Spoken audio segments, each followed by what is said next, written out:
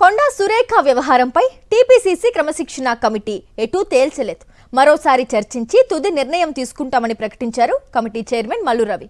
CM Revanth పై కొండా సుష్మిత అనుచిత వ్యాఖ్యలు చేశారని అన్నారు. కొండా సురేఖ వివరణ సరిగ్గా లేదన్నారు మల్లు రవి. మన కొండా సురేఖ గారికి మేము ఇచ్చినటువంటి వివరణ నోటీస్కి వారు ఇచ్చిన సమాధానాన్ని చదివిన తర్వాత ఆ కంప్లైంట్ ఆమె కొండా సుష్మిత గారు మాట్లాడినటువంటి వీడియోస్ అవి తెప్పించుకొని వాటిని చూడటం జరిగింది. మరి వారు మాట్లాడిన దాన్ని వీడియోలో మేము చూస్తే ముఖ్యమంత్రి గారిని ఒక మామూలు వ్యక్తి కంటే తక్కువగా చూపించి పెద్ద అనుచిత వ్యాఖ్యలు చేసినట్టుగా దాంట్లో కనపడుతుంది. దాన్ని దృష్టిలో పెట్టుకునే మేము వివరణ అడగటం జరిగింది.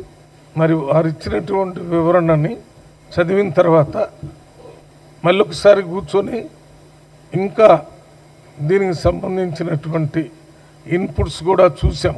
నిన్న కొంతమంది ఎమ్మెల్యేలు ఈ సమస్య మీద క్రమశిక్షణ కమిటీకి రిపోర్ట్ ఇస్తాము అని చెప్పారు. ఈరోజు కూడా ఎమ్మెల్యేలు కొంతమంది మాట్లాడి క్రమశిక్షణ కమిటీకి మేము కంప్లైంట్ ఇస్తామని చెప్పారు.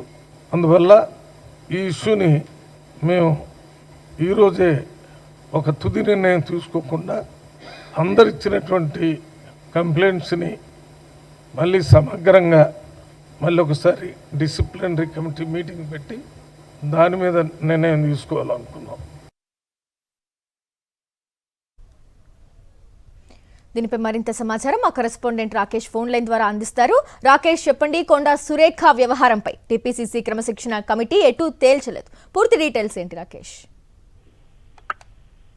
క్రమశిక్షణ కమిటీ భేటీ జరిగినప్పటికీ ఈ రోజు ఎటువంటి నిర్ణయం తీసుకోలేదు. అయితే త్వరలోనే ఒక కీలక సమావేశాన్ని మళ్ళీ ఏర్పాటు చేసి నిర్ణయం తీసుకుంటామంటూ కూడా క్రమశిక్షణ కమిటీ చైర్మన్ మల్లు రవి ప్రకటించారు. అయితే ముఖ్య నేతలు మాట్లాడిన వీడియోలకు సంబంధించిన మొత్తం కూడా రికార్డులను పరిశీలించాం. ముఖ్యంగా కొండా సురేఖ కూతురు కొండా సుష్మిత పటేల్ అనుచిత వ్యాఖ్యలు చేశారు. ఆ విషయాన్ని సీరియస్ గా పరిగణిస్తామని చెప్తూనే రాజగోపాల్ రెడ్డి వ్యవహారం పైన కూడా చర్చించాం. అయితే దానిపైన సుమోటోగా ఫిర్యాదు తీసుకోవాలా లేదా అనేది త్వరలో నిర్ణయం తీసుకుంటామంటూ కూడా ప్రకటించారు. ఇక చిన్నారెడ్డి వ్యవహారం పైన కూడా నివేదిక అందింది.